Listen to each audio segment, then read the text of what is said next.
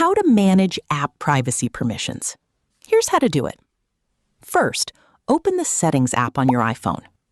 Scroll down and tap Privacy and Security.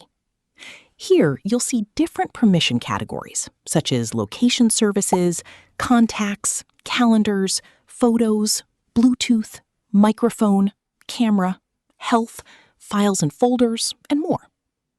Tap the permission you want to manage. You'll now see a list of apps that have requested access to that feature. Simply turn the toggle on or off next to any app to allow or deny access. For some permissions, you may also see additional options, such as never, ask next time or when I share, or while using the app, depending on the permission you're managing.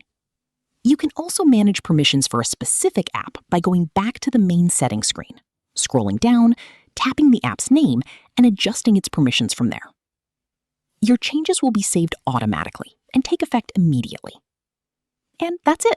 You've successfully managed app privacy permissions on your iPhone. Thanks for watching. If this tutorial helped, don't forget to like the video and subscribe for more iPhone tips, tricks, and how-to videos.